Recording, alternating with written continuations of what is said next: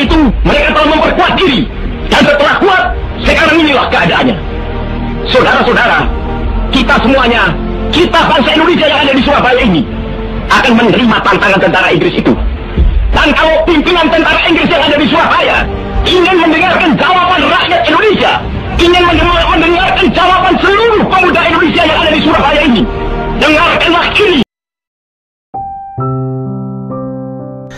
Kenapa Bung Tomo dipenjara sang diktator Soeharto? Kamu harus tahu hal ini. Ini adalah sejarah yang luar biasa. Dikutip dari portal Sulut, di bawah kepemimpinannya, APRI atau Barisan Pemberontak Republik Indonesia berhasil merampas senjata Jepang hingga menyerang tentara sekutu.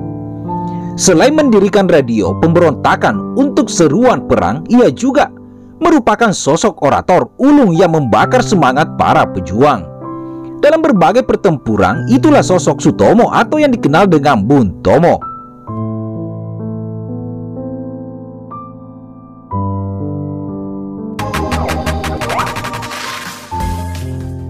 Salam berjumpa kembali, sukses dan sehat buat semua. Selamat pagi, salam sejahtera. Kami dari Faktual News 77 kembali mengangkat pemberitaan sejarah yang luar biasa. Sebagai generasi muda, generasi penerus bangsa, haruslah kita banyak belajar dari sejarah. Maka dari itu Faktual News 77 selalu hadir memberikan pemberitaan-pemberitaan yang mengenai sejarah, yang jelas sumber pemberitaannya. Nah, inilah sejarah Bung Tomo bersama dengan Soeharto. Bagaimana waktu itu Bung Tomo mengkritik luar biasa terhadap pemerintahan Orde Baru, sehingga kritikan itu dianggap oleh Presiden Soeharto bahwa itu mengancam Orde Baru, sehingga Bung Tomo pun dipenjara. Nah, untuk mengetahui lebih lengkap, ayo kita kupas hingga tuntas.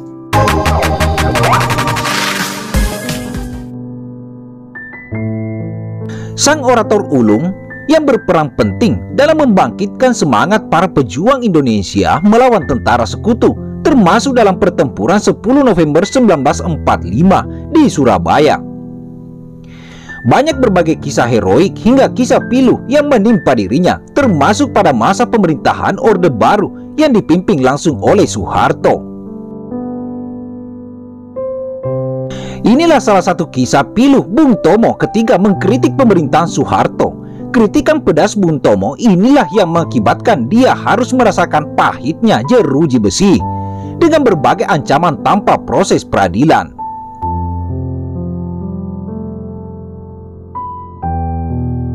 Pada tahun 1950-an, Sutomo atau Bung Tomo sempat menekuni dunia politik. Sejumlah posisi menteri dan pejabat negara pernah ia jalani. Di antaranya, Sutomo pernah menjabat sebagai Menteri Negara Urusan Bekas Pejuang Bersenjata atau Veteran, sekaligus Menteri Sosial di era Kabinet Perdana Menteri Baharudin. Berharap pada tahun 1955 hingga tahun 1956 tidak ada, dan tidak lama kemudian selama 4 tahun Bung Tomo juga tercatat sebagai anggota DPR yang mewakili Partai Rakyat Indonesia. Namun karena kala itu Bung Tomo tidak merasa nyaman, ia memutuskan untuk meninggalkan perannya dalam panggung politik. Menghilangnya Bung Tomo dalam panggung politik hanya sementara saja di akhir pemerintahan Soekarno dan di awal pemerintahan Soeharto misalnya. Bung Tomo kembali muncul di tengah publik sebagai seorang tokoh nasional hingga pada tahun 1970-an. Dan Bung Tomo mulai vokal terhadap program-program pemerintahan Orde Baru yang dipimpin langsung oleh Soeharto. Kevokalan Bung Tomo kala itu membuat pemerintahan Orde Baru khawatir akan berbagai kritikan pedasnya. Selalu satu, mengkhawatirkan Orde Baru muncul saat Bung Tomo mengkritik keras pembangunan TMII atau Taman Mini Indonesia Indah. Dan hal inilah yang membuat Bung Tomo harus menekan di balik jeruji besi tanpa proses peradilan.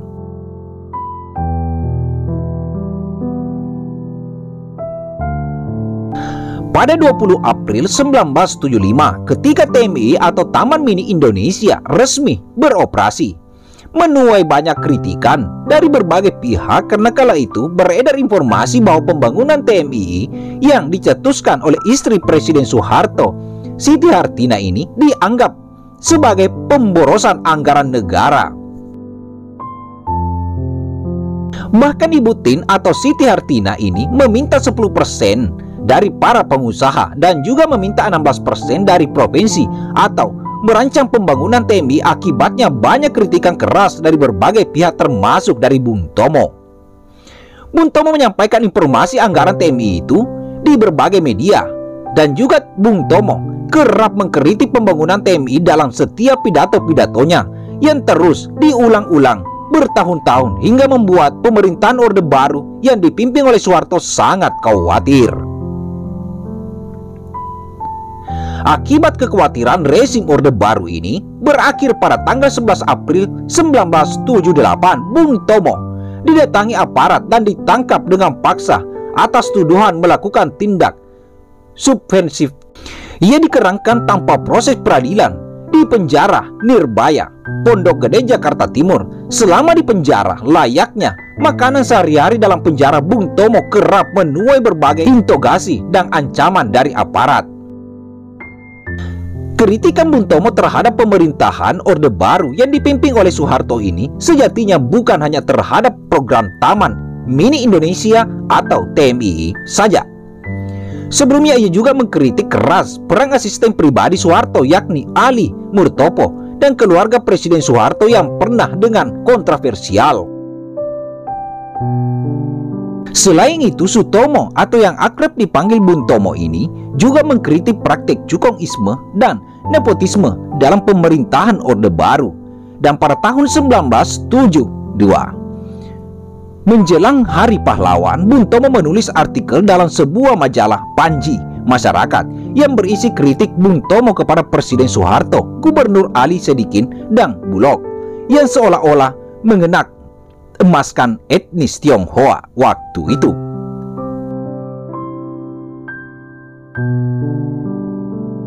Majalah ini memuat wawancara Bung Tomo dengan judul Bung Tomo menggugat pengorbanan pahlawan kemerdekaan dan semangat 10 November 1945 telah dikhianati. Namun di ujung kritik kerasnya yang mengkritik pembangunan TMI ini membuat Bung Tomo harus mendekam di dalam tahanan selama 1 tahun dengan berbagai interogasi dan ancaman. Disinilah istri Bung Tomo yakni Sulastina tidak terima suaminya diperlakukan secara tidak adil oleh rezim Soeharto. Perempuan yang pada saat perang kemerdekaan itu aktif dalam Palang Merah Indonesia PMI ini marah sekali dan mengirim surat protes kepada Soeharto. Dalam surat yang ditulis tanggal 6 Juli 1978 itu, karena berbagai protes dari istrinya, akhirnya Bung Tomo dibebaskan dari penjara. Dan tuduhan yang ditunjukkan kepada Bung Tomo dengan memenjarakan selama 1 tahun dengan berbagai ancaman ini ternyata tidak terbukti. Keluarnya dari penjara sebagaimana yang termasuk dalam buku Romantisme Bung Tomo, kumpulan surat dan dokumen pribadi pejuang revolusi kemerdekaan. Bung Tomo sempat bilang kepada istrinya bahwa pemenjaraan dirinya ini Bung Tomo menganggap sebagai risiko pejuang, risiko seorang angkatan 45 yang ingin membela nama baik angkatan 45-nya dan ingin membela nama baik TNI yang ia pernah ikuti. Bung Tomo pun tidak mendendam. Untuk semua itu, untuk tanah air tiada pengorbanan yang terlalu besar. Itulah pendirian saya, ucap Bung Tomo. Setahun setelah keluarnya dari penjara, Bung Tomo lebih mencurahkan perhatiannya untuk merawat dan mendidik keempat anaknya. Dan pada tanggal 7 Oktober 1981, Sutomo atau Bung Tomo menghembuskan napas terakhirnya dengan tenang saat tengah menunaikan ibadah haji di Padang Arafah, Arab Saudi. Catatan hitam dan berbagai tindakan represif yang dilakukan oleh suatu kelompok terhadap kelompok individu adalah sejarah kelam yang tidak boleh terulang dalam negara kita. Karena bangsa yang bermartabat tidak seharusnya menyiksa memenjarakan hingga membunuh nyawa warganya sendiri tanpa proses peradilan selama mata hati pemuda Salam Jas Merah. Nah, itulah tadi guys. Mudah-mudahan semua teman-teman, semua pemirsa yang budiman puas dengan apa yang Faktual News 77 sampaikan. Pada intinya adalah Bung Tomo menitip pesan terhadap kita-kita semua agar sebagai generasi bangsa, generasi penerus, kita tetap harus berjuang hingga titik darah penghabisan. Bagaimana Bung Tomo waktu itu bersama pejuang-pejuang terdahulu telah memerdekakan negara kita. Kita jangan sampai terpecah, kita jangan sampai terprovokasi dengan hal-hal yang tidak masuk akal. Ayo kita bersatu, kita berjuang bersama-sama. Al-Fatihah buat sang orator ulung Bung Tomo. Kami dari Faktual News 77 pamit undur diri. Sekian dan terima kasih. Wassalamualaikum warahmatullahi wabarakatuh.